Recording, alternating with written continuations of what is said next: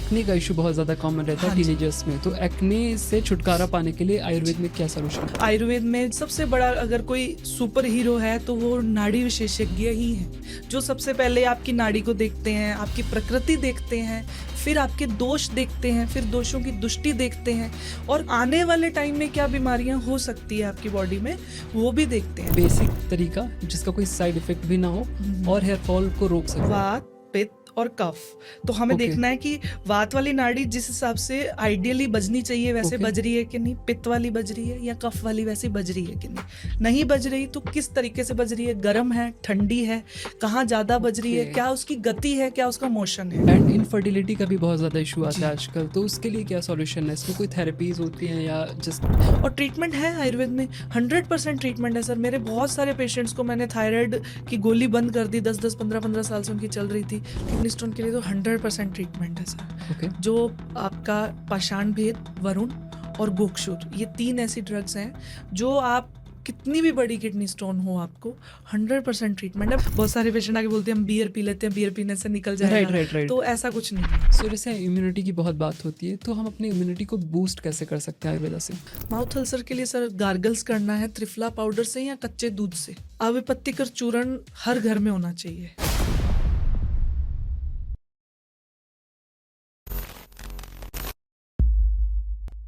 सो आज का हमारा पॉडकास्ट बहुत इंटरेस्टिंग होने वाला है, क्योंकि आज हमारे साथ हैं एक आयुर्वेदा एक्सपर्ट, एक डॉक्टर हैं, पेशे से वो एक डॉक्टर हैं। क्योंकि अक्सर हम बातें जब करते हैं आयुर्वेद के बारे में, तो जो भी इसके बारे में बात करता रहता है वो राइट पर्सन नहीं होता है, उसके पास शायद डिग्री नहीं होती या वो डॉक्टर नहीं होता है। बट आज के हमारे गेस्ट एक डॉक्टर हैं जिनके पास सालों का एक्सपीरियंस है, और इनसे आज हम बात करेंगे कि आयुर्वेद में हमारे लिए क्या क्या सॉल्यूशन है, क्या क्या रेमेडीज़ है, और क्या ऐसी बेसिक प्रॉब्लम्स हैं जिनको हम घर में ही सॉल्व कर सकते हैं बिना टैबलेट्स यूज़ किए, बिना दवा यूज़ किए हुए। सो पूरा आज का पॉडकास्ट देखना, और अभी तक चैनल को सब्सक्राइब नहीं किया है तो कर लो, क्योंकि ऐसी वीडियोस हम लाते रहते हैं। तो शुरू करते हैं आज का पॉडकास्ट। सो आज के टाइम में देखा गया कि आयुर्वेद को लेके लोगों में बहुत ज़्यादा जो भी नॉलेज है या जो भी उनके पास इंफॉर्मेशन पहुंच रही है वो सही तरीके से नहीं पहुंच रही है, और इसे बनाने वाले जो लोग हैं वो भी शायद ऑथेंटिक नहीं है। क्योंकि आप जब भी कोई रील या शॉर्ट्स खोलते हो तो वहाँ दिखता है आपको कि ये 4 पत्ते हैं, इसे पीस के आप अपने फेस पे लगाओ और आपके एक्ने गायब हो जाएंगे, या ऐसे आप सर पे लगाओ आपके सर दर्द ठीक हो जाएगा, आपके बाल घने हो जाएंगे, प्याज का रस लगाओ। सो बहुत सारी ऐसी इंफॉर्मेशन है जो रिलेवेंट नहीं है, और जिनके वजह से आज आयुर्वेद बदनाम भी हो रहा है। आप सड़क के किनारे देखोगे तो लोग छोटे छोटे कियोस्क लगाए रहते हैं, या छोटे छोटे कह सकते हो झोपड़ी टाइप की बनी रहती है, जिसके अंदर एक रिकॉर्डेड अपना साउंड चल रहा होता है कि आयुर्वेदिक इलाज है इसका उसका। और लोगों को लगने लगा है कि आयुर्वेद जो है जस्ट एक झोला छाप, जो डॉक्टर होते थे पहले, वो उनकी विद्या है।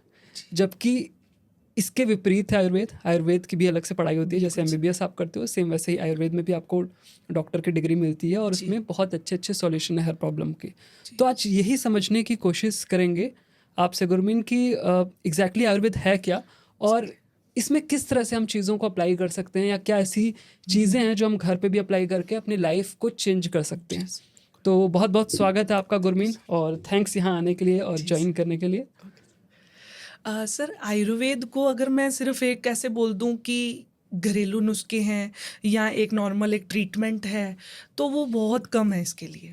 एक्चुअल में आयुर्वेद एक बहुत बड़ी ऐसी चिकित्सा की पद्धति है, एक इस तरीके की साइंस है जिसका कोई आंकलन ही नहीं है। एक्चुअली ये शाश्वत है, प्रमाणित है, और जैसे माँ की ममता का कोई आंकलन नहीं होता ना, वैसे ही आयुर्वेद को आप आंक ही नहीं सकते हो। आप सोचो कि इसको मैं डॉक्यूमेंटेशन बना के दे दूं अभी आपको, या मैं आपको बता दूं कि ये लगा लो, ये खा लो, आप ठीक हो जाओगे, तो वो फिर मेरे वैद्य होने का कोई मतलब नहीं है।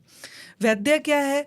जो प्राणों की रक्षा करे, जो क्लासिकल और एक्सपेरिमेंटल दोनों नॉलेज को रखे। जैसे आपने बोला कि लोग झोला छाप जैसे झोंपड़ी लगा के बैठे हैं या तंबू लगा के बैठे हैं। और आप देखो आजकल हर वेलनेस सेंटर, कोई पार्लर है, कोई सैलून है, उसमें आयुर्वेदा लिख दिया जाता राइट, है। Right, right. कोई भी जैसे इवन आप इधर नोएडा सेक्टर 16 में मेट्रो स्टेशन पे टॉफी की एड है, उसमें भी नीचे आयुर्वेदा लिखा है। अच्छा, हाँ, तो मैं भी वो देख के बड़ी हैरान हुई कि ये आयुर्वेदा कैसे हो सकता है। मतलब वहाँ आप इतनी चीज़ पढ़ते पढ़ते लास्ट में आयुर्वेदा पढ़कर आपको लग रहा है कि लोगों को आयुर्वेदा दिखेगा और लोग हमारी वो चीज़ को खरीद लेंगे। बट उसमें आयुर्वेदा जैसा क्या है? उसमें तो बहुत सारी चीनी भरी है और बहुत सारे पता नहीं कैसे-कैसे केमिकल प्रोडक्ट्स हैं। तो वो राइट, आयुर्वेदा कैसे हो सकता है? बस ऐसे हो सकता है कि उनको लग रहा है कि कोई भी चीज़ डाइजेशन के लिए अच्छी है, चूर्ण है, कोई गोलियाँ हैं, चूस लो, उससे आपका पेट ठीक हो जाएगा, आपकी अग्नि अच्छी हो जाएगी, वो आयुर्वेदा है। ये आयुर्वेदा है ही नहीं। आयुर्वेदा तो बहुत बड़ी एक चिकित्सा की पद्धति है, जिसको समझने के लिए आपको एक नहीं पता नहीं कितनी संहिताएं, कितना शास्त्र ज्ञान होना चाहिए, फिर उसके बाद आपको प्रैक्टिकली उसका ज्ञान होना चाहिए। और वो मुझे लगता है सर आजकल देखने वाले व्यूअर्स पे भी डिपेंड करता है कि वो कितना उस चीज़ को परख पा रहे हैं कि बिल्कुल। कौन यहाँ पर अपनी सिर्फ रील्स बेच रहा है या सच में आपका इलाज कर रहा है। जैसे कि अब आयुर्वेद में हम स्टार्टिंग में हमारे पास अगर कोई पेशेंट आए, उसने आके मुझे कहा मेरा पेट दर्द है, और मैं 4 चूर्ण लिखकर उसको दे दूं, तो वो तो आयुर्वेद नहीं है। मुझे उसको देखना है, उसकी हिस्ट्री लेनी है, उसका एग्जामिनेशन करना है, नाड़ी द्वारा डायग्नोज करना है, राइट, राइट, राइट। और उसका सब कुछ देखते हुए ही फिर उसको ट्रीटमेंट करना है, और इवन उसको साइड इफेक्ट्स भी बताने हैं बहुत सारी चीज़ों राइट, के। राइट। यहाँ पे आपने कहा कि डायग्नोज करना है। जी तो जैसे हम अगर मॉडर्न साइंस की बात करें, मॉडर्न मेडिकल साइंस की जी बात जी करें, तो यहाँ पे हमारे बहुत सारे टेस्ट होते हैं। टेस्ट की रिपोर्ट आती है और जी फिर हमें पता चलता है कि ये में डेफिशिएंसी है या ये चीज़ बढ़ी हुई है, जी, तो हमें ये परहेज़ करना है या ये चीज़ खानी है या ये दवा लेनी है जिससे ये चीज़ कंट्रोल में है। ठीक है सर। तो आयुर्वेदा में हम किस तरह से चीज़ों को डायग्नोज करते हैं? सर आयुर्वेद में जैसे मान लो मेरे पास कोई पेशेंट आया, वो हुँ, ऑलरेडी रिपोर्ट्स करवा के ले आया, ठीक है। उसने एलएफटी करवा रखा है, लीवर का, किडनी फंक्शन टेस्ट करवा रखा है, ठीक है, उसके बेस पे मैं देख लेती हूँ कि ठीक है इसको क्रिएटिनिन बढ़ रहा है या इसको लीवर का कोई इशू है, फैटी लीवर है, या हुँ, हुँ। तो ठीक है दवाई दे दी। लेकिन हर बार वो रिपोर्ट सही नहीं होती हमारे अकॉर्डिंग। ओके, हम उसकी पूरी हिस्ट्री लेते हैं। कई बार ऐसा होता है कि बहुत सारे पैथोलॉजिकल इश्यूज मेंटली अपसेट होने से भी जुड़े होते हैं, स्ट्रेस से। या बिल्कुल सर वो देखना पड़ता है नाड़ी के द्वारा। जो नाड़ी विज्ञान है, नाड़ी शास्त्र है, जिसमें आयुर्वेद में जो सबसे बड़ा अगर कोई सुपर हीरो है तो वो नाड़ी विशेषज्ञ ही हैं, जो सबसे पहले आपकी नाड़ी को देखते हैं, आपकी प्रकृति देखते हैं, फिर आपके दोष देखते हैं, फिर दोषों की दुष्टि देखते हैं, और आने वाले टाइम में क्या बीमारियां हो सकती है आपकी बॉडी में, वो भी देखते हैं। ओके, मैं यहाँ पे आपको रोकना चाहूँगा, बहुत ठीक। हेवी शब्द हो गया हमारे लिए। जी जी जी सबसे पहले एक-एक करके इन सबको डिकोड करते हैं। सबसे जी पहले नाड़ी से उठाते हैं कि जी नाड़ी एग्ज़ैक्टली है क्या और कैसे आप नाड़ी से कैसे डायग्नोज़ जी। कर सकते हो? जैसे सर पल्स डायग्नोसिस है, जैसे आपके यहाँ पल्स बज रही ये है। नाड़ी है यहाँ पे, जी राइट? जी सर, ये जो पल्स ठीक है। एग्जामिनेशन हम हाँ, करते हैं, इसमें हम 3 उंगलियां रखते हैं इस तरीके से, ठीक है। वात पित्त और कफ के लिए। ये दोष हैं, इनको बोला दोष जाता है। दोष का मतलब ये नहीं है कि ये खराब है, दोष मतलब ये बॉडी में है। वात पित्त कफ से ही आपकी बॉडी बनी है। ठीक है, वात इज लाइक कि आपका बॉडी का सर्कुलेशन, और पित्त आपका मेटाबॉलिज्म, एंड कफ आपका एसिमिलेशन। इसी से आपकी बॉडी बनी है। फिर ठीक है। दोष के बाद हम धातु देखते हैं। धातु इन द सेंस जैसे आपका रस, रक्त, मांस, मेद, अस्थि, मज्जा, शुक्र, लाइक आपका ब्लड, बोन मैरो, बोन्स, आपका मसल्स, ये सभी तो बॉडी बना रहे हैं। बिल्कुल। और लास्ट में है मल, जैसे जो आपके स्टूल पास कर रहे हैं। मल में आप 3 चीजें आ रही हैं, स्वेद, मूत्र और पुरुष। मतलब आपका पसीना जो निकल रहा है, जो मूत्र है, जो यूरिन है, एंड जो स्टूल पास कर रहे ठीक है। हैं। तो ये 3 चीजों से ही तो बॉडी बन रही है, दोष, बिल्कुल। धातु और मल। यही पहले नाड़ी हम डायग्नोज तो करके देखते करेंगे हैं। कैसे डायग्नोज़? जैसे आपने जैसे बताया सर यहाँ ये पे। हम पल्स को ठीक है, सुनते हैं, ये पूरी एक विद्या है। हम ठीक है। देखते हैं कि कहाँ नाड़ी बज रही है। जैसे अच्छा। एक प्रोटोकॉल्स भी होते हैं कि वात वाली नाड़ी किस हिसाब से नॉर्मल इंसान में बजती अच्छा, है। यहाँ पे नाड़ियाँ अलग-अलग तरीके की हैं? जैसे सर ये इस तरीके से हम करते हैं, ठीक तो है। वात, पित्त और कफ। तो हमें ओके, देखना है कि वात वाली नाड़ी जिस हिसाब से आइडियली बजनी चाहिए वैसे ओके। बज रही है कि नहीं, पित्त वाली बज रही है, या कफ वाली वैसी बज रही है कि नहीं।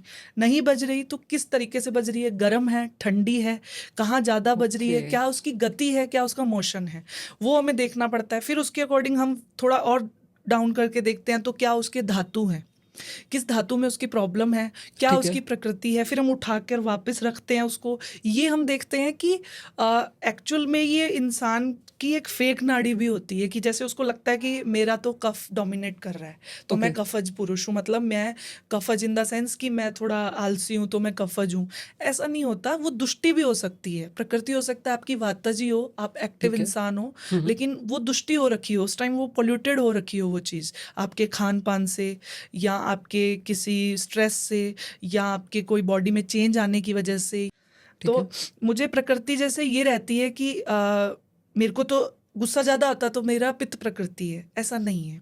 वो कंडीशंस के अकॉर्डिंग हो सकता है कि आपको एंग्जाइटी हो रही है तो आपको लग रहा है कि आप पित्त प्रकृति के हो। ठीक है, अभी लेकिन अभी उसकी हम कैरेक्टरिस्टिक पे जी जाएंगे। जी जी। पहले सबसे पहले जितना मैं समझ पा रहा हूँ इसको थोड़ा इजी बनाते हैं हाँ कि आप में तीन चीज़ें होती हैं, तीन जी। चीज़ों से मिलकर आप बने हो, वात, पित्त और कफ। जी इन तीनों के में से आपकी कोई एक डोमिनेटिंग चीज़ होगी जो आपकी प्रकृति बिल्कुल होगी, बिल्कुल और सर। उसी के बेसिस पे आपका पूरा इलाज चलेगा। जी लेकिन ऐसा नहीं है कि आपकी प्रकृति अभी करंट जो दिखा रही है एक्चुअल वही हो। नहीं, हाँ ये हो सकता है एग्जैक्टली बॉडी आपकी फेक कर रही हो चेंज कर, क्योंकि आपने कुछ ऐसा खाया है या हाँ कुछ जी जी आप ऐसे सर्कमस्टेंसेस से गए हो जिसकी जी वजह से ये अभी कुछ टाइम के लिए थोड़ी सी शिफ्ट हो चेंज गई है। कंडीशनली वो। शायद आपकी जी वात थी बट अभी कफ दिखा रहा है। जी तो एक अच्छा डॉक्टर, एक अच्छा हाँ जी आयुर्वेदिक डॉक्टर ये कंफर्म करेगा कि आपकी जो नेचुरल प्रकृति है वो क्या है, वो क्या है, फिर उस और अकॉर्डिंग ही उसका। अगर वो डिस्टर्ब भी हुई है तो उसको फिर से उस पे लेके आना है और फिर जी जी जी ट्रीटमेंट करना है, एग्जैक्टली राइट। सर, यही एक तरह पॉइंट से है। जैसे हम लोग हार्मोन्स पढ़ते हैं हाँ जी हाँ जी हाँ जी मेडिकल साइंस में, तो हार्मोन्स का जैसे डिसबैलेंस होता है तो बॉडी में बहुत सारी चीज़ें गड़बड़ एग्जैक्टली होने सर लगती हैं। एग्जैक्टली वैसे सेम ही ये वैसे ही नाड़ी। नाड़ी में आपका वात, पित्त और कफ का बैलेंस आप चेक करते हो कि एग्जैक्टली सही है कि नहीं, और उसके बाद ये सारी चीज़ें हाँ करते हो।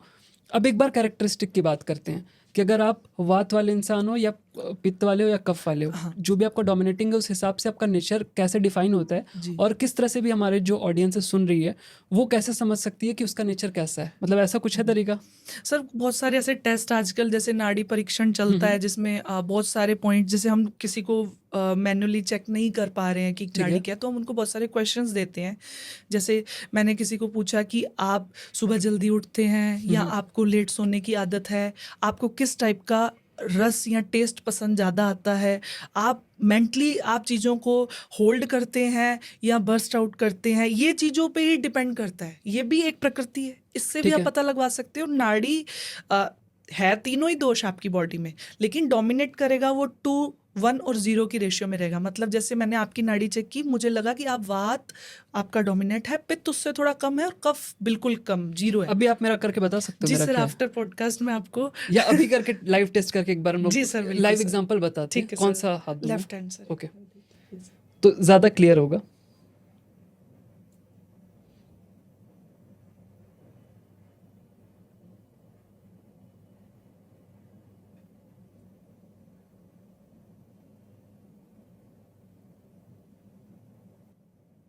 जैसे कि सर मैं आपके देख पा रही हूँ, आप पित्त कफज हो प्रकृति में, मतलब आपका पित्त डोमिनेट है। जैसे आपका जैसे अब जैसे रहना है आपको, जैसे आपका कलर है, कॉम्प्लेक्शन है, वो भी दिखा रहा है कि आप पित्त प्रकृति के हो।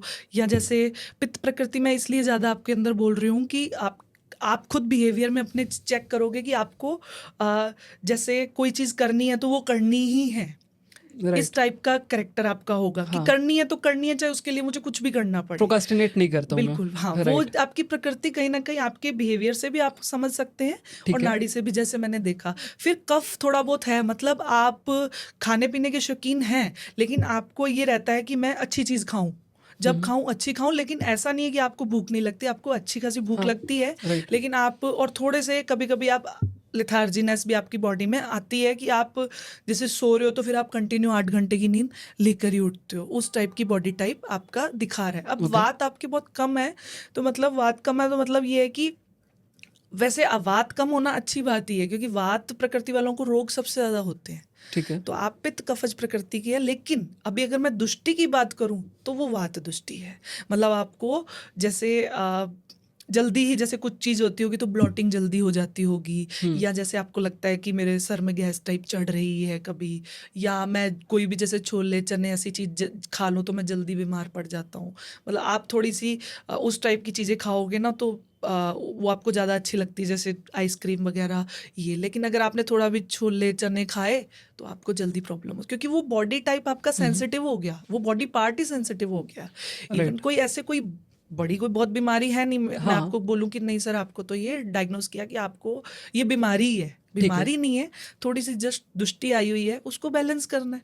अब जैसे मैं आपको बोलूँ आपकी बॉडी टाइप के अकॉर्डिंग कि आप रात को खाना थोड़ा जल्दी खाओ और उसके बाद आपको जैसे जीरा पानी पीना है तो वो आपकी वात को बैलेंस करेगा। ठीक है। अभी सुबह उठ के हुँ, हुँ, आपको बहुत इंटेंस वर्कआउट अचानक से नहीं हुँ, करना है, आपको उससे पहले कोई ड्रिंक लेना है, या जैसे मैं आपको सजेस्ट कर रही हूँ कि आपकी बॉडी के अकॉर्डिंग जैसे आप थोड़ा सा धनिया का पानी पी सकते हैं कि आपको एसिड रिफ्लेक्स बार बार अगर जैसे कभी आता है तो वो आना बंद हो जाएगा। तो ओके। उसको थोड़ा सा बैलेंस करना है।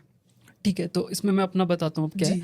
पहली चीज़ आपकी बिल्कुल सही है कि मैं प्रोक्रास्टिनेशन नहीं करता हाँ। हूँ और दूसरी चीज़ खाने-पीने का मेरा ये है कि मैं लिमिटेड खाता हूँ। मेरा नेचर ही शुरू से मैं बहुत जी। ज़्यादा ओवर ईटिंग नहीं कर पाता हूँ।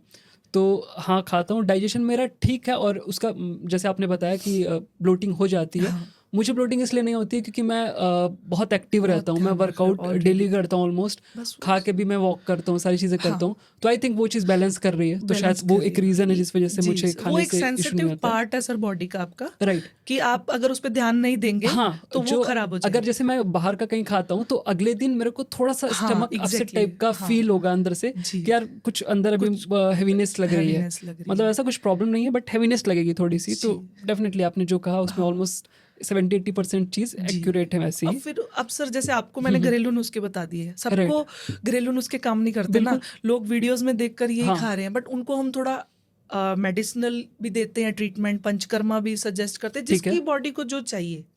उस टाइम पे हम उसको वो टाइप का ट्रीटमेंट देते हैं। मतलब इतना वास्ट है आयुर्वेदा कि आप सिर्फ घरेलू नुस्खे से लेकर थेरेपी तक या कोई हुँ, हुँ, सर्जरी तक, इवन हुँ। आयुर्वेदिक तक, पूरा आयुर्वेद उसमें एक अच्छा वैद्य ही सजेस्ट कर पाता है पेशेंट को। राइट, यहाँ पे कुछ बेसिक चीज़ें जी। हैं, जैसे माइग्रेन का पेन है, हाँ जी। उसे इंस्टेंट कैसे रिलीफ़ पा जैसे सकते सर हैं? बहुत आपको बहुत जल्दी एपिसोड्स आ रहे हैं, जैसे हर वीक आ रहे हैं, तो आप नस्य जो अणु तेल से नस्य थेरेपी है वो डेली कीजिए। गाय का घी या अड़ू गाय का तेल, घी दोनों या में से अणु एक? तेल कोई भी, या षडबिंदु तेल भी ले सकते हैं।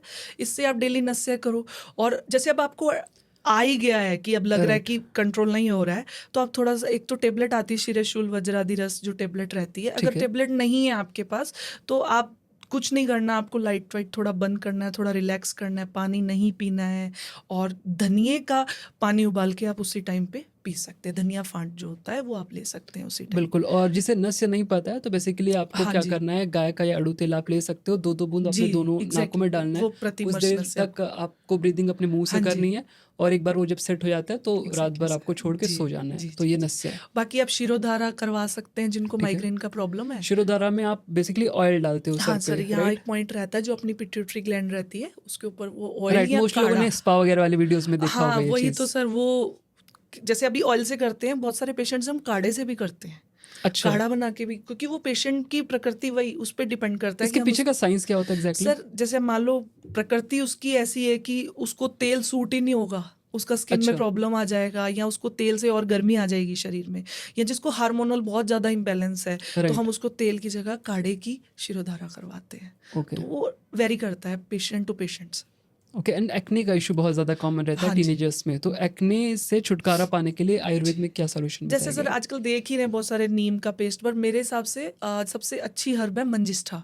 मंजिष्ठा पाउडर का या तो आप इनटेक भी कर सकते हैं, या उसको पेस्ट बना के फेस पे अप्लाई कर सकते हैं। मंजिष्ठा पाउडर है, नीम का पेस्ट है, या आप थोड़ा सा सुबह सुबह प्राणायाम स्टार्ट कीजिए। सूक्ष्म प्राणायाम से बहुत जल्दी एक्ने जल्दी जाते हैं। आप जैसे ब्राह्मी, भस्त्रिका, ये बहुत अच्छा रिजल्ट देते हैं। राइट, ये पेस्ट वाला थोड़ा-सा इसको हाँ सर, एलैबोरेट कराओ। बस आपको कुछ नहीं है, आपको थोड़ा-सा मंजिष्ठा पाउडर लेना है।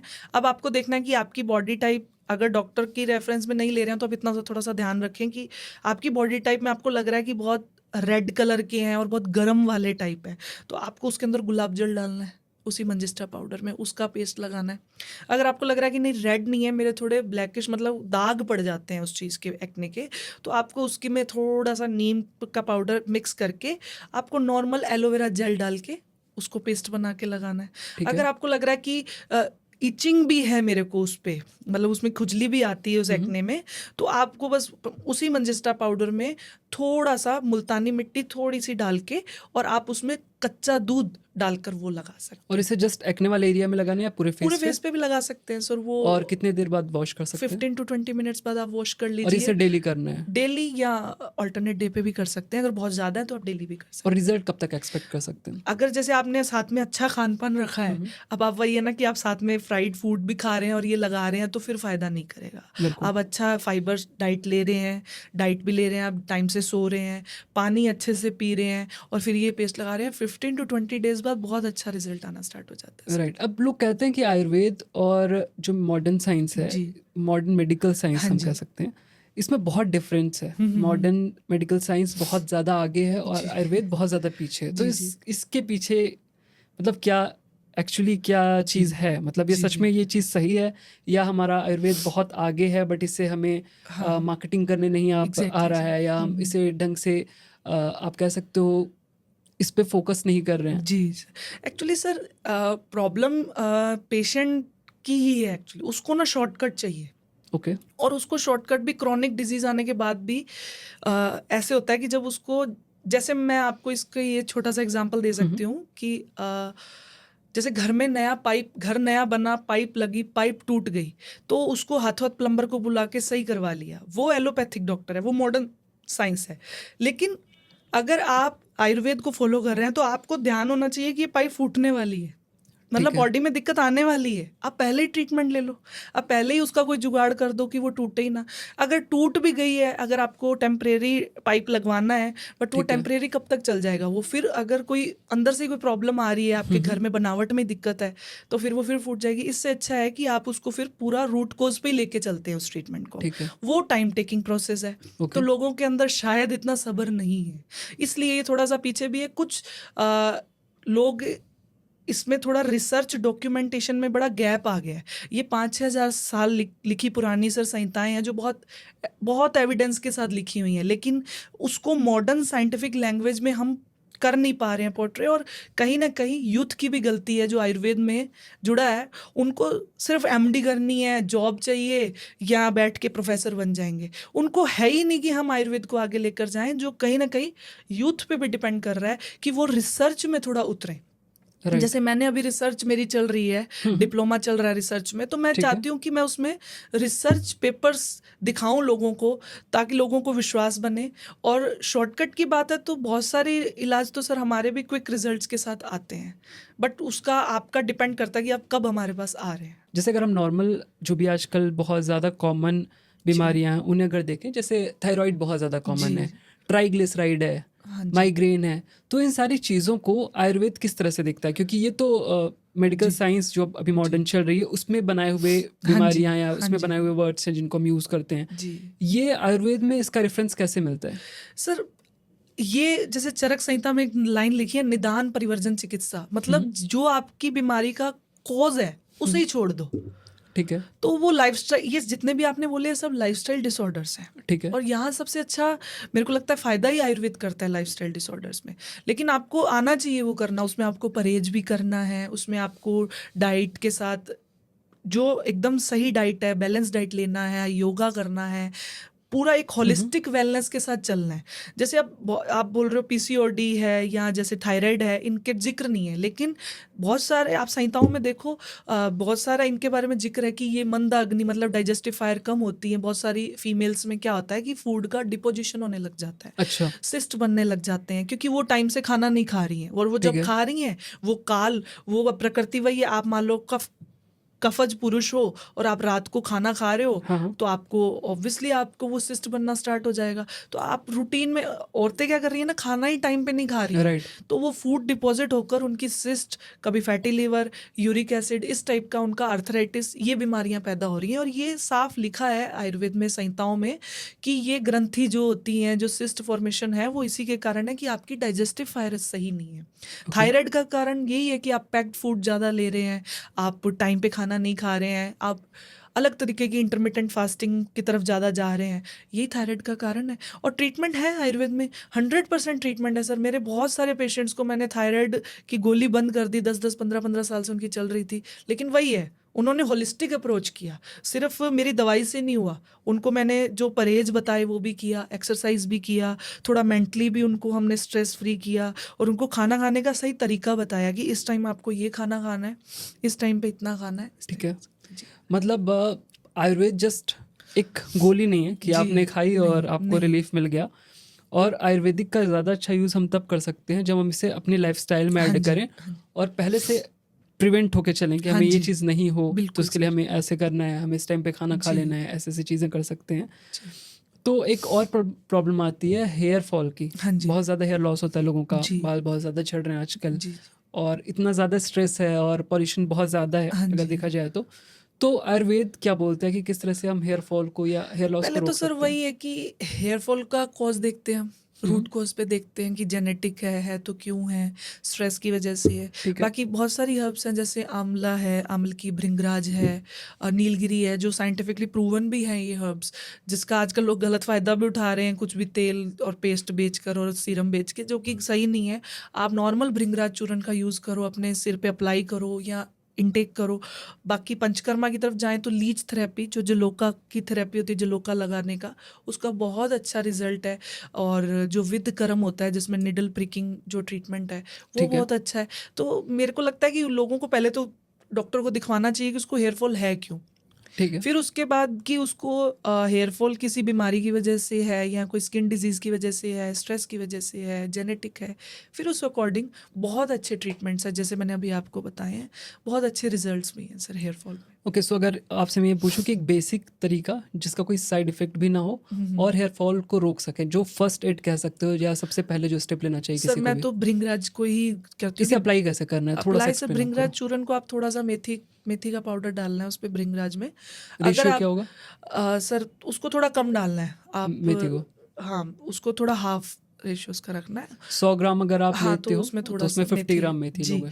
उसमें आप थोड़ा-सा आपके अकॉर्डिंग, आपको लग रहा है कि ग्रे हेयर्स का भी प्रॉब्लम है, तो आप उसमें आंवला डाल सकते हैं, नहीं तो रहने दीजिए। आंवला सेम अमाउंट मेथी का या? हाँ, सेम अमाउंट मेथी का। ठीक उसमें है। अगर नहीं आपको लग रहा कि ठीक है मेरे को ग्रे हेयर्स का नहीं है, सिर्फ हेयर फॉल हो रहा है, तो आप चूर्ण को उसमें नारियल के तेल में पेस्ट बना के उसको आप अप्लाई कीजिए। और आपको लग रहा है कि थोड़ा-सा आपको डैंड्रफ भी है साथ में, राइट, तो राइट। टंकण भस्म होती है, एक टंकण पाउडर होता है, आयुर्वेद की शॉप पे मिल जाता है, टंकण भस्म जो रहती है, वो आप उसमें ऐड कर दो। और फिर उसमें आप पेस्ट बना के और आप अल्टरनेट डे पे अप्लाई करके वॉश कीजिए, हेयर फॉल बहुत ठीक होता है। और आप साथ में इनटेक भी करते रहिए अपनी बॉडी के अकॉर्डिंग, मतलब सबको आंवला जूस नहीं पीना है। ठीक बहुत है। एसिड वाले पेशेंट्स को आंवला जूस लोग ले लेते हैं, एलोवेरा, आंवला, अर्जुन को हाथ ले लेते हैं, वो बहुत सारी बीमारियां बन जाती हैं। तो ओके। आप वैद्य के उसमें गाइडेंस में पूछ लीजिए कि इनटेक क्या करना है, साथ में कोई जूस लेना है या कोई टेबलेट लेनी है। और अगर फिर भी नहीं हो रहा है कि इतना हो गया है कि अब बहुत क्रॉनिक हो गया है कि बिल्कुल ही झड़ते जा रहे हैं, आप राइट, लीच राइट। थेरेपी की तरफ जाइए, बहुत ही अच्छे रिजल्ट्स हैं लीच थेरेपी के। ओके, सो किडनी स्टोन के लिए कोई ट्रीटमेंट ऐसा? सर किडनी स्टोन के लिए तो 100% ट्रीटमेंट है सर। ओके। जो आपका पाषाण भेद, वरुण और गोक्षुर, ये 3 ऐसी ड्रग्स हैं जो आप कितनी भी बड़ी किडनी स्टोन हो आपको 100% ट्रीटमेंट है। बट वही साथ में परहेज और साथ में डॉक्टर की बात माननी है कि क्या खाना है क्या नहीं खाना, किस टाइप से आपको एक, और स्ट्रेस भी नहीं लेना। और एक शिलाजीत के भी बहुत अच्छे रिजल्ट्स है किडनी स्टोन। सपोज अगर किसी को किडनी स्टोन है, जी वो आपके पास आता है, तो आप उसका ट्रीटमेंट कैसे करते हो? क्या सर, एक्शन पॉइंट्स होते सबसे हैं? पहले तो ये देखते हैं कि मतलब किडनी स्टोन हुआ क्यों इसको, कि क्या इसकी बॉडी में चेंज आ रहे हैं, कि जैसे मान लो अभी मैंने ट्रीटमेंट कर दिया फिर से ना हो जाए। ओके, कि कोई दिक्कत ऐसी तो नहीं है कि कोई चीज़ ऐसी तो नहीं है कि किडनी में ही कोई प्रॉब्लम हो रही है और वो बार बार स्टोन फॉर्मेशन कर रहा है। ठीक है। पहले तो उसका रूट कोज पे देखते हैं, उसके बाद हम उसकी बॉडी टाइप के अकॉर्डिंग मेडिसिन चालू करते हैं, डाइट बताते हैं, परहेज बताते हैं। और बहुत सारे पेशेंट आके बोलते हैं हम बियर पी लेते हैं, बियर पीने से निकल राइट, जाएगा। Right, right. तो ऐसा कुछ नहीं है, बियर पीने से कभी नहीं निकलती। वो बियर पीने के साथ आप पानी ज़्यादा पीते हैं तो आपको लगता है कि निकल जाएगी, बट बियर पीने से साथ में लीवर खराब हो जाएगा। तो इस टाइप का कुछ नहीं करना है। और ऐसा भी नहीं है कि बहुत ज़्यादा पानी पियो, पानी पीने से नहीं निकलती, बहुत सारी चीज़ें साथ में लेनी पड़ती है, इन्हेंस करने के लिए लेनी पड़ती हैं। तो फिर ओके, हम उसका देखते हैं कि क्या साइज़ है और कौन सी जगह पे है किडनी में और क्या उसका एज है, उस अकॉर्डिंग फिर ट्रीटमेंट स्टार्ट करते राइट। आजकल जैसे हर कोई चाहता है कि शुगर का इंटेक कम से कम हैं। करे, जी व्हाइट राइस कम से जी कम जी। खाए। तो शुगर का जब अल्टरनेट देखते हैं लोग तो स्टीविया आता है, हाँ जी शुगर फ्री आता है, ये सारी जी चीज़ें लेते हैं। जी तो जी। आयुर्वेद क्या रिकमेंड करता है अगर आपको शुगर छोड़ना हो तो उसका सर अल्टरनेटिव? वैसे तो शुगर का कोई अल्टरनेट नहीं है, sugar is sugar. Okay, sugar का कोई अल्टरनेटिव नहीं है। अगर एंड प्रोडक्ट देखें तो सब में ग्लूकोज बन रहा है। ठीक है। लेकिन ये है कि आजकल एक बहुत चल रहा है मोंक फ्रूट, उसको आप ट्राई कर सकते हैं क्योंकि उसमें कम ग्लूकोज का फॉर्मेशन हो रहा है, लेकिन हो रहा है। मेरे को तो ये समझ नहीं आ रहा कि आप शुगर छोड़ो, रिफाइंड शुगर छोड़ दीजिए। उसके लिए मैं बोल रही हूँ कि ठीक है बॉडी के लिए अच्छा नहीं है, लेकिन मीठा छोड़ना ही क्यों है? मधुर रस का तो बहुत बड़ा रोल है सर हमारी बॉडी में, ओके, जो आयुर्वेद में सबसे पहला रस है और जो सबसे पहले ही लेना चाहिए। खाने से पहले हमें मीठा खाना चाहिए। मीठे में अब आप ठीक है रिफाइंड शुगर, मैं समझ रही हूँ आजकल प्रॉब्लम्स हो रही हैं उनसे लोगों को, ठीक है। लेकिन मीठा छोड़ना ही क्यों है? मीठा खाना है, मीठा आपकी बॉडी के लिए ज़रूरी है। आपको चावल में जो मीठा है वो खाना है, गुड़ खाना है, मिश्री खानी है, शक्कर खानी है, या आपको खजूर खाने हैं। इस टाइप से मीठा तो आपकी बॉडी में पर डे जाना ही चाहिए। रीज़न क्या है, क्यों? क्योंकि सर मधुर रस तो सारे रसों का, कफ का जो फॉर्मेशन है वो कफ, जैसे आपकी बॉडी को एसिमिलेशन चाहिए, आपकी बॉडी को एक सॉलिडिटी चाहिए, वो सारा मीठा ही रस मधुर रस ही तो कर रहा है। आपको कंबाइन करके दे रहा है, आपके सारे ऑर्गन्स में चलने वाले जितने भी सर्कुलेशन है सबको एकदम सेट करके दे रहा है वो मधुर रस। मधुर रस तो, और इवन मधुर रस तो पहला ही रस बताया गया है जो जरूरी है बॉडी के लिए। आप नहीं लेंगे तो आप देखो आपकी बॉडी, आप फ्रक्टोज ले सकते हैं, बहुत सारे फ्रूट्स ले सकते हैं, आप नहीं लेंगे तो आप देखना आपकी एनर्जी बहुत डाउन होने लग जाती है। फिर आप उसका अल्टरनेट ढूंढते हैं। अल्टरनेट मेरे हिसाब से तो वैसे कुछ भी नहीं है। आप गुड़, आपको लग रहा है कि चीनी खराब कर रही है, आप गुड़ खा लीजिए, आप खजूर खा लीजिए, आप मिश्री खा लीजिए धागे वाली, लेकिन आपको लेना चाहिए कि आप बिल्कुल चीनी को छोड़ना ही सही नहीं है। और अगर आपको लग रहा है कि हाँ कि मैं डायबिटिक पेशेंट हूँ या मुझे अब चीनी छोड़नी है, ठीक है। अब आपको लग ही रहा है कि आपकी बॉडी अब नहीं ले रही है, लेकिन आपको कभी आप देखते हो शुगर डाउन भी हो जाती है, राइट, राइट, तो राइट। फिर उस टाइम हम फटाफट चीनी गुड़ जो होता है हम ढूंढते हैं, वो पेशेंट को देते हैं। तो इससे अच्छा आप उसको बैलेंस करके ही चलो उस मधुर रस को। आप फ्रूट्स खाओ, ठीक है। डायबिटिक पेशेंट्स को फ्रूट्स थोड़ा बहुत लेना चाहिए, वो बिल्कुल शुगर डाउन कर रहा है ओके, बॉडी की। तो मधुर रस के मैं अगेंस्ट नहीं हूँ, चीनी के मैं भी अगेंस्ट हूँ, लेकिन अगर आपको खानी है मधुर रस लेना ही है तो आप मोंक फ्रूट ट्राई कर सकते हैं सर। ओके, मतलब आप आर्टिफिशियल शुगर के साथ मत जाओ, जो नेचर से हाँ मिल रहा है बिल्कुल सर, आप उसकी तरफ उस चीज़ को जाइए, कंज्यूम कर लेना भी सकते हो। चाहिए वो सब। बिल्कुल लेना चाहिए और फ़ायदा करता है वो। जी जी जी। ठीक है। एक प्रॉब्लम आती है सोने की, नींद नहीं सबको अच्छी आ रही है जी। और मोस्टली जितनी भी बीमारियां होती हैं उनका मेन रीज़न यही हाँ। होता है कि आपकी नींद अच्छी नहीं हुई, हम्म, जिसकी वजह से आपका अगला दिन भी ख़राब जाएगा, इरिटेशन होगी, हम्म, उसकी वजह से आपका बिहेवियर भी ख़राब होगा, जी। अगेन उससे स्ट्रेस आएगा आपको, और ये जो लूप है वो चलते रहता है। तो प्रॉब्लम जो आ रही है कि आपको नींद नहीं आ रही है, उसके हम्म, लिए बहुत सारी स्लीपिंग पिल्स होती हैं। आजकल हम्म, नई चीज़ चली है मेलाटोनिन, हाँ जो जी हाँ कहते जी। हैं एडिक्टिव नहीं है। अगर आप उसे खाओगे 5 mg 2 mg लेते हाँ। हो तो आपको नींद आधे घंटे में अच्छी आनी शुरू हो जाएगी। हम्म। और अगर आयुर्वेद की मैं बात करूँ तो क्या इसमें कुछ ऐसा है इसका ऑल्टरनेटिव कि अगर हम उसे खा लें तो नींद हमारी सर इम्प्रूव हो वैसे जाए? तो ब्राह्मी जो होती है, मेशरिंग, बहुत सारी चीज़ें, ब्राह्मी है, मधुष्टि है, ये बहुत सारे जो मेध्य द्रव्य जिनको बोलते हैं। लेकिन मुझे पहले ही ये जानना चाहिए ना कि नींद आ क्यों नहीं रही, कोज क्या है? क्या उसका डाइजेशन खराब है? कई बार स्लो डाइजेशन की वजह से नींद नहीं आती।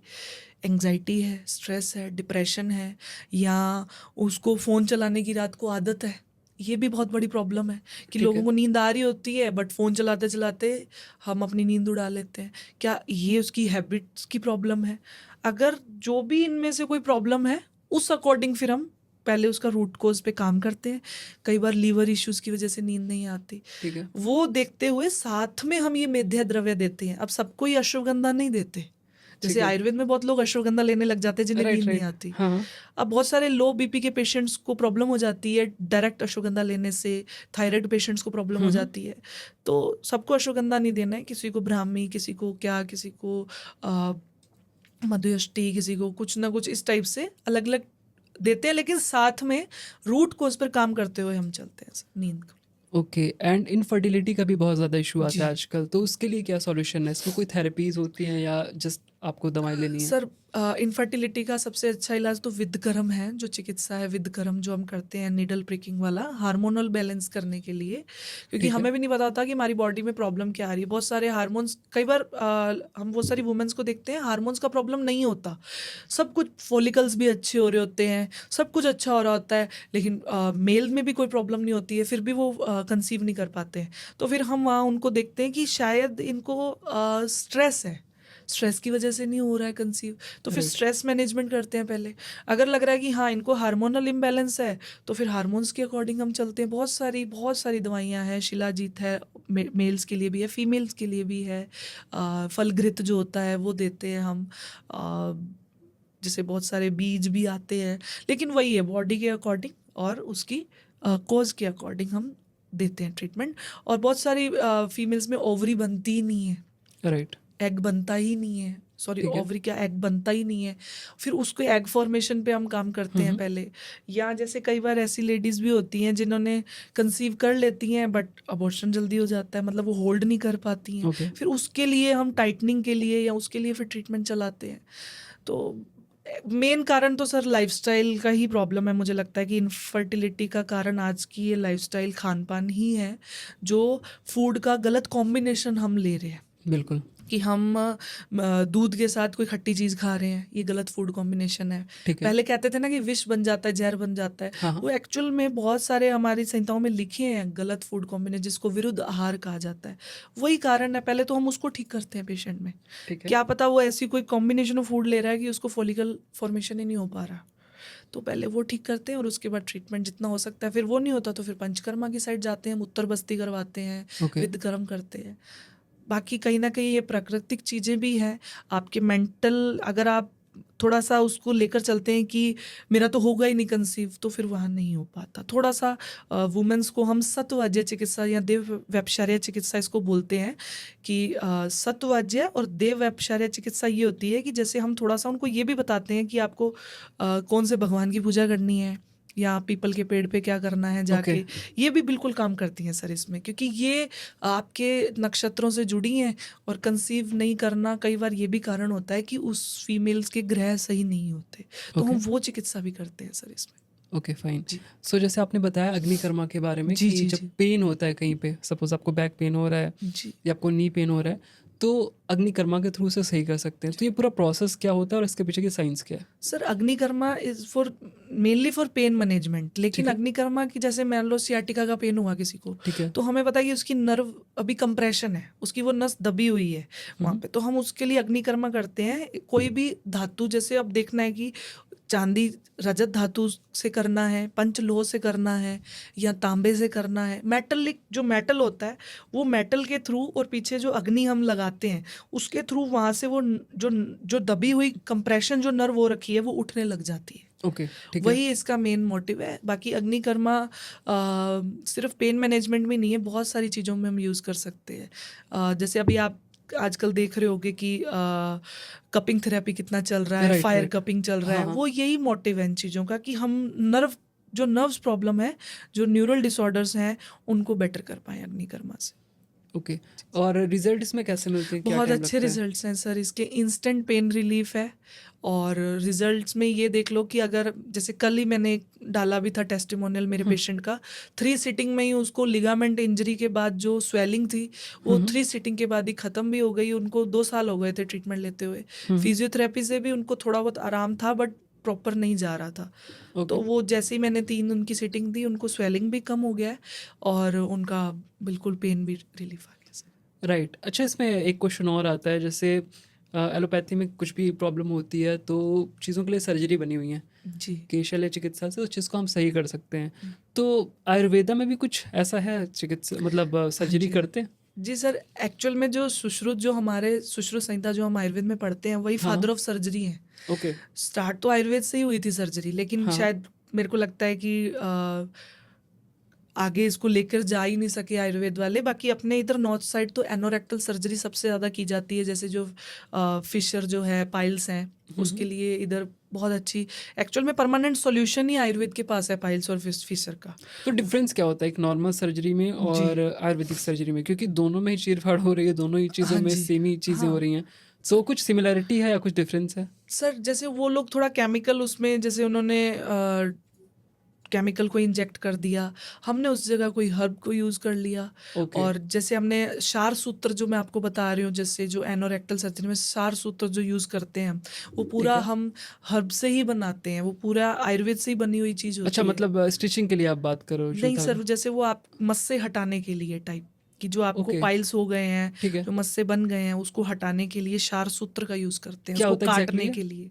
सर, एक तरह का सूत्र धागा होता है, धागा ये है, ठीक क्षार है। से बना हुआ होता है, इसको वो हम काटने का यूज़ करते हैं। आप बहुत सारे लोग करवाते हैं पाइल्स का सर्जरी, उनको फिर से हो जाता है, लेकिन क्षार सूत्र से वो परमानेंट सॉल्यूशन है।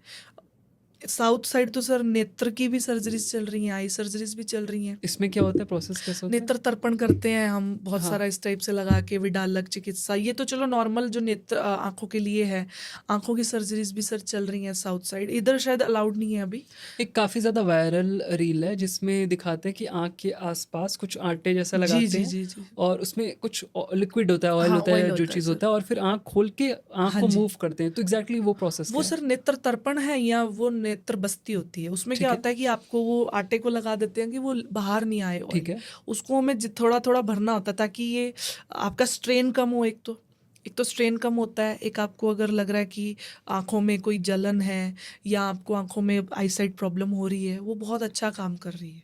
जैसे त्रिफला घृत से हम आईसाइट वीक वालों को नेत्र तर्पण या नेत्र बस्ती देते हैं, ठीक जो है। आपको बहुत अच्छा फील होता है आंखों में, आपको स्ट्रेन कम होता है, चश्मे का नंबर भी कम होता है उससे। ओके, और उससे आपको ब्रेन से रिलेटेड प्रॉब्लम भी साथ में उसके ठीक होती हैं सर। ओके। और कितने बार लेना पड़ता है ये सर, प्रोसेस? ये अलग अलग टाइप की सेटिंग है, किसी को 3 से 4 बार में ही आराम आ जाता है, किसी को 5-6 बार देना पड़ता है सेटिंग, और सबको अलग अलग ऑयल से। किसी को त्रिफला घृत से करते हैं, किसी को नॉर्मल महानारायण ऑयल से, या किसी भी ऑयल से कर देते हैं, नॉर्मल घी से कर देते हैं किसी को। तो वो अलग अलग है सर सबका। ओके। और इसमें और भी बहुत सारी हैं नेत्र के लिए, सिर्फ वही नहीं है, विडालक चिकित्सा भी होती है। अंजन लगाना, जो आप पहले हम काजल लगाते थे, वो उस टाइप से अंजन लगाना भी है नेत्र चिकित्सा में। नेत्र तर्पण है ही। और इस तरीके से बहुत सारी आई ड्रॉप्स भी आती हैं इस टाइप से, जो प्रॉपर आयुर्वेदिक है, वो भी अच्छा रिजल्ट देती हैं आंखों के लिए सर। ओके। जैसे आप डॉक्टर हो और आप बहुत सारे रील जब स्क्रॉल करते होगे तो आपको जी। बहुत ऐसी इन्फॉर्मेशन दिखती होगी इंस्टाग्राम पे, यूट्यूब पे, कि ये चीज़ सही नहीं है, गलत है, ये मिस इन्फॉर्मेशन है जो फैल रही है। तो उसमें सबसे ज़्यादा कॉमन आपको क्या दिखता है, सबसे जो ज़्यादा लोग प्रैक्टिस कर रहे हैं आयुर्वेद मान के, जो कि सबसे गलत है? जी सर, सबसे ज़्यादा तो एक तो डिटॉक्स जूसेस, जो ओके। कह देते हैं कि 15 दिन में आपका यूरिक एसिड कम हो जाएगा, ओबेसिटी से आप मुक्त हो जाओगे, या आपको डिटॉक्स हो जाएगी बॉडी 15 दिन में। कैसे डिटॉक्स जूसेस से सर डिटॉक्स होगी बॉडी? ये सबसे गलत जो आजकल मैं देख रही हूँ प्रिंसिपल जो चल रहा है, ये सबसे गलत चल रहा है कि डिटॉक्स जूसेस, या मेल सेक्सुअल प्रॉब्लम्स के लिए बहुत सारी चीज़ें आजकल आ रही हैं ओके। कि आपको लग रहा है तो आप स्पर्म काउंट बढ़ाएं, इससे स्पर्म मोटिलिटी बढ़ाएं।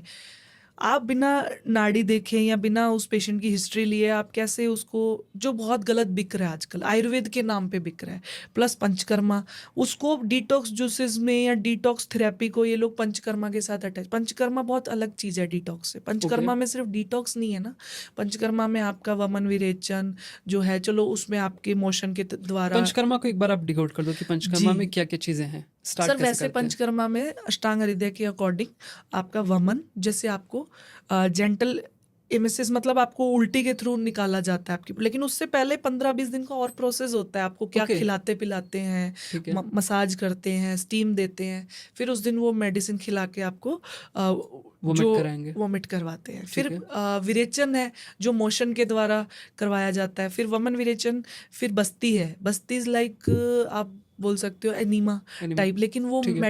मेडिसिनल होती हैं वो, कि अलग अलग बॉडी टाइप में अलग अलग देनी पड़ती है। और बस्ती में बहुत बहुत वास्ट है बस्ती कि ठीक है। मात्रा बस्ती देनी है, उत्तर बस्ती देनी है, किस टाइप का। ठीक फिर है। रक्त मोक्षण जो हम लीच थेरेपी द्वारा या वेन के सिरावेद द्वारा करते हैं, जिसमें ओके। हम ब्लड को क्लीन करते हैं ठीक किसी है। भी चीज़ के द्वारा। फिर लास्ट है नस्य, जो नाक में तेल डालकर या उस तरीके का, वो जैसे हम नॉर्मल नेजल ड्रॉप डालते हैं, वो नस्य है, वो प्रतिमर्श नस्य होता है।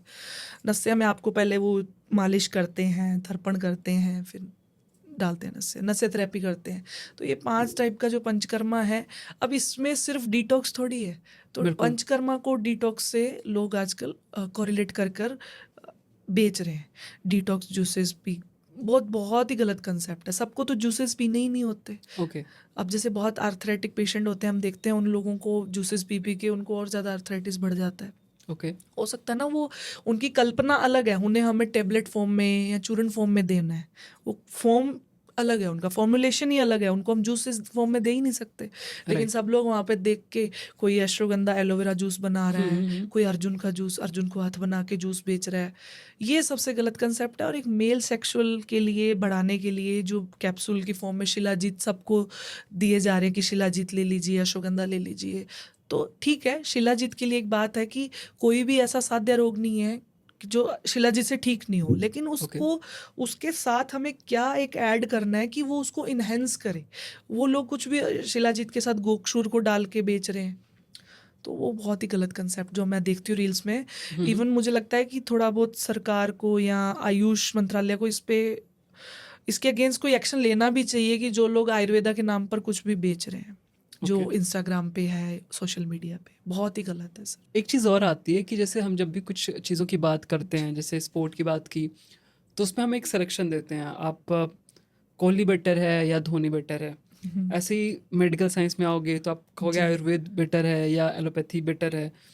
तो ऐसा नहीं हो सकता कि हम इंटीग्रेशन यूज़ करें। जी अब क्रिकेट में आप देखो, अगर कोहली और धोनी दोनों साथ में खेल रहे होंगे तो टीम बेटर परफॉर्म करेगी। जी सेम ऐसे ही अगर हम बात करें मेडिकल साइंस की, तो अगर हम दोनों को हैंड इन हैंड लेके चलते हैं, जी आयुर्वेद को और एलोपैथ को, तो हमें शायद बेटर रिजल्ट मिलेंगे। जी आपका इस पे क्या व्यू है? सर, इंटीग्रेटेड अच्छा वर्ड है कि हम इंटीग्रेशन कर सकते हैं कि ठीक है। एक से भले दो टाइप। ठीक है। लेकिन अगर इसको मिक्स पैथी बोलते हैं ना, वो गलत है। कि मिक्स मैं, जैसे क्या? जैसे कि अब मैं बोलूँ कि मैं मैं एक डॉक्टर हूँ आयुर्वेदिक, मेरे पास एक पेशेंट आ रहा है, मैं उसको थायराइड की दवाई चला रही हूँ और मैं उसको ये कह रही हूँ कि नहीं तू एलोपैथिक दवाई भी ये खा, ये मत खा। वो मेरा काम ही नहीं है, वो मेरा एरिया ही नहीं है। मैंने किस दूसरे डॉक्टर के उनको छोड़ दिया कि आप इतना 25 mg अगर आप ले रहे हैं तो आप अपने डॉक्टर से बात कीजिए, आप, मैं मेरी दवाई की गारंटी देती हूँ कि ठीक है। धीरे धीरे आपका ठीक हो जाएगा। ठीक तो है। वो इंटीग्रेशन है। जैसे बहुत सारे पेशेंट आके बोल देते हैं कि उस डॉक्टर के पास मैं वापस नहीं जा रही हूँ, आप ही मेरे को उसको चेंज कर दो। तो ठीक है। वो मैं नहीं करूँगी, क्योंकि मैं अपने आयुर्वेद पे ही काम करूँगी। साथ में उस पेशेंट को लेनी पड़ रही है क्योंकि वो ऑलरेडी खा रहा है एलोपैथिक दवाई, तो ठीक है, वो उस डॉक्टर से भी सलाह ले, मेरे से भी बिल्कुल। ले, फिर एक कंबाइंड वो एक रिजल्ट बनाए कि मुझे कितनी ये लेनी है, कितनी ये लेनी है। कई बार तो डायरेक्ट आके पेशेंट बोलते हैं कि हम फिर उसको बिल्कुल बंद कर दें हाँ। दवाई को, तो वो हम नहीं करवा सकते ना ठीक सर। है। वो मैं अपना ही कर सकती हूँ, मैं अपना ट्रीटमेंट कर सकती हूँ। मैंने पहले भी एक वीडियो में बोला था कि जैसे अब एलोपैथिक डॉक्टर के पास जाते हैं, वो सर देखना, बहुत बहुत सारे डॉक्टर शतावरी कैप्सूल, अश्वगंधा कैप्सूल, हड्ड जोड़, या ये इसबगोल, फैटी लीवर के लिए लिव 52, ये सारी आयुर्वेदिक दवाइयाँ हाँ। वो प्रिस्क्राइब कर रहे हैं। राइट। वहाँ उन्हें कोई मिक्सपैथी बोलता ही नहीं है सर, उन्हें कोई कुछ कहता ही नहीं है। हम नहीं लिख सकते। और बहुत सारे आयुर्वेदिक डॉक्टर्स ने कुछ डिग्रियां ले रखी हैं जिसमें वो लिख सकते हैं दवाइयों को। बट अच्छा। मुझे लगता है कि जो, जैसे अब धोनी और विराट कोहली है, वो अपना खेल रहा है, वो अपना खेल रहा है, मिलके एक टीम बन रही है और रिजल्ट आ रहा है, वो ठीक है। अब धोनी बोले कि मुझे तो विराट कोहली जैसे खेलना है और विराट कोहली की जगह भी मैं ही खेल लूंगा आज, हाँ। तो वो गलत है ना। तो वो बैटिंग मुझे, एज दोनों, मैं आउट होऊंगा फिर भी मैं उसकी भी मैं विकेट उसकी में ही जगह खेल खेलूंगा। लूंगा, वो गलत हो गया ना। ओके। तो ठीक है। आप, जैसे मैं आयुर्वेदिक हूँ तो मुझे आयुर्वेद पे ही लिखना है, ठीक मैं है। आगे रेफर कर सकती हूँ, या वो मेरे पास रेफर कर सकते हैं ना डॉक्टर एलोपैथिक भी, कि आप आयुर्वेदिक लेना चाहते हैं तो आप इस डॉक्टर को साथ में आप अपनी दवाई चला लीजिए, वो खुद ही लिखने लग जाते हैं। राइट। या राइट। बहुत सारे आयुर्वेदिक डॉक्टर्स भी बीपी शुगर की दवाइयाँ खुद ही हाँ। मैनेज करने लग जाते हैं कि एम्लोडिपिन बंद कर दो, टेल्मा चालू राइट। कर दो। ये गलत है। तो इंटीग्रेशन करना है तो फिर दोनों अपना अपना काम करो और इंटीग्रेटेड ट्रीटमेंट के साथ चलो, अच्छे रिजल्ट्स आएंगे। राइट। जैसे ये हो सकता है कि सपोज अगर किसी डॉक्टर को दिखता है कि आप में ये 2 प्रॉब्लम्स आ रही हैं जी। और एक प्रॉब्लम जो है उसका ज़्यादा अच्छा सॉल्यूशन शायद एलोपैथी में, तो जी। वो कहेगा पहले आप एलोपैथी वाले डॉक्टर के हाँ पास जी। जाओ, इस चीज़ को सही करवा लो, फिर मेरे पास आना तो हम एग्ज़ैक्टली। इसका ट्रीटमेंट हाँ स्टार्ट जी, करेंगे। बिल्कुल। तो आई थिंक ये बेटर अप्रोच है। बहुत अच्छी है ये सर कि आप पहले ही बोल दो कि ठीक है, अगर आपको लग रहा है कि हुँ, ये बीमारी आपकी मेरी 15 दिन की दवाई से नहीं आराम आ रहा है, ठीक है। आप एक बार आपके डॉक्टर को कंसल्ट कर राइट, लो। जब आप थोड़े से आपको फ़ील हो जाएगा कि हाँ, अब ठीक हो रहा है और मुझे अब थोड़ा-सा साइड इफ़ेक्ट्स भी लग रहे हैं, उनके आ रहे हैं, तो हम इधर से कोशिश करेंगे कि उस दवाई को टेपर डाउन करते जाएँ और आयुर्वेद को साथ में चलाते जाएँ। राइट। और एक ऑथेंटिक आयुर्वेदिक डॉक्टर हम कैसे खोज सकते हैं अपने लिए? जी। सर, जैसे अब प्राणाभिसार वैद्य के बारे में संहिताओं में बताया है कि जो प्राणों की रक्षा कर रहा है, जिसको हर टाइप की नॉलेज है। बहुत सारे डॉक्टर्स होते हैं जिनका डायग्नोज़ करने का तरीका बड़ा हुँ, अच्छा हुँ, होता है, लेकिन ट्रीटमेंट नहीं अच्छा देते। और कुछ डायग्नोज़ नहीं करते, बिना डायग्नोज़ किए दवाई दे देते हैं और दवाई पेशेंट को लग जाती है। ठीक है। तो वो मुझे लगता है क्लासिकल नॉलेज और एक्सपेरिमेंटल नॉलेज दोनों जिसको है ना, हुँ, हुँ, वही ऑथेंटिक वैद्य है। जो आपको ये नहीं कह रहा कि भाई कोई बीमारी है, आते ही कि आपकी बात ही नहीं सुन रहा, राइट। मतलब वो रोग पे ज्यादा ध्यान दे रहा है रोगी से ज्यादा। मुझे लगता है रोगी पे ध्यान देना पहले ज्यादा जरूरी है। हुँ, हुँ, रोगी की बात सुनना बहुत जरूरी है। वो आते ही कह रहा है कि हाँ हाँ मिरेकल हो जाएगा, तो मिरेकल तो ऐसा कुछ नहीं होता। ट्रीटमेंट देते जाओ, कई बार ठीक हो जाता है पेशेंट, कई बार नहीं भी हो सकता क्रॉनिक डिसीजेज में, तो उस पेशेंट को क्लियर करना चाहिए कि हम राइट। इतना % आपको हुँ, ठीक हुँ। कर सकते हैं। लेकिन जो फेक वैद्य है वो आपको ओवरनाइट मिरेकल्स वाली स्टोरी पोर्ट्रे करेगा। डिप्रेशन एंड एंजाइटी के लिए भी क्या कोई ट्रीटमेंट है आयुर्वेदा में? बिल्कुल सर, वही है कि जैसे मेंटल डिसऑर्डर्स जितने भी हैं, पहले तो हमें देखना पड़ता है कि वात, पित्त और कफ हुँ, की हुँ, दृष्टि में आपको एंग्जाइटी है, डिप्रेशन है या स्ट्रेस है। ये तीनों अलग-अलग चीज़ें हैं अकॉर्डिंग टू आयुर्वेदा, ठीक क्योंकि है, इन तीनों में दृष्टि अलग-अलग हो रही है दोषों की। जैसे ठीक है, मैं डिप्रेशन में आपको एग्जांपल दे रही हूँ, जैसे कोई पेशेंट है, वो डिप्रेसिव है, थोड़ा-सा उसको डिप्रेशन का प्रॉब्लम है। ठीक है। अब मैं वो पेशेंट उठा के वहाँ से कोई आयुर्वेदिक की दवाई खा रहा है कि मान लो वो डिप्रेशन में अश्वगंधा खा रहा है, वहाँ उसको काम नहीं करेगा सिर्फ अश्वगंधा। क्यों? क्योंकि वहाँ पर उसको वात की दृष्टि है। मतलब वो डिप्रेशन का मतलब ये है कि वो सोचता रहता है, सोचता रहता है, सोचता रहता है चीज़ों को, लेकिन वो बाहर नहीं आ रही उसकी। डिप्रेशन में जा रहा है, जा रहा है, जा रहा है, उसको भी नहीं पता लग रहा, तो वहाँ अश्वगंधा काम नहीं करेगा ना। तो वहाँ हम देखेंगे कि इसको वात की दृष्टि है, तो वो है क्यों? फिर उस अकॉर्डिंग ट्रीटमेंट देंगे। अब बहुत सारे पेशेंट को एंग्जाइटी इश्यूज़ होते हैं। ठीक है, अब हमें साफ दिख रहा है कि एंग्जाइटी इश्यूज मतलब इसमें पित्त का प्रॉब्लम है, पित्त की वृद्धि है, राइट, मेटाबॉलिक चेंजेस आ रहे हैं, मेटाबॉलिज्म का प्रॉब्लम है। इसको कहीं ना कहीं या तो इसकी प्रकृति में ही थोड़ा एग्रीवेटेड हो गई वो चीज़, या इसको दुष्टि हो गई है। फिर उस अकॉर्डिंग हम उसका ट्रीटमेंट देते हैं, उसको फिर हम अश्वगंधा देते हैं, ठीक है, साथ में हम कोई और दवाई देते हैं कि कहीं उसको लो बीपी तो नहीं है, तो सिर्फ अश्वगंधा से और लो बीपी ना हो जाए। तो एज वहाँ पे डॉक्टर सोचता है कि इसको साथ में क्या ऐसी चीज़ दें। अब बहुत सारे स्ट्रेस मैनेजमेंट के लिए लोग शिलाजीत लेने लग जाते हैं, राइट, राइट। कई बार ज़्यादा बढ़ने लग जाता है अश्वगंधा भी लेते हैं। लेते हैं वो। लेकिन शिलाजीत से कई बार स्ट्रेस वाले लोग ऐसे होते हैं जिनको स्ट्रेस ज़्यादा बढ़ने लग जाता है, अच्छा, क्योंकि वहाँ उनको वो उनका स्ट्रेस यूरिक एसिड से रिलेटेड भी होता है। कई बार आप देखोगे यूरिक एसिड बढ़ने वाले पेशेंट को जल्दी स्ट्रेस होता है, क्योंकि वहाँ पर उसको कफ जो है वो जम रहा है, जा जाके डिपोजिशन है वो यूरिक ठीक एसिड है। जो बन रहा है, वो कफ पित्त आपका मिक्स होकर डिपॉजिट कर रहा है बॉडी में, तो हुँ, वहाँ हुँ, शिलाजीत काम नहीं करेगा। तो वहाँ हम उनको ब्राह्मी या कुछ इस तरीके से अलग अलग ट्रीटमेंट, अलग अलग पेशेंट अलग अलग ट्रीटमेंट रहता है अकॉर्डिंग टू बॉडी टाइप और राइट, अकॉर्डिंग टू दृष्टि।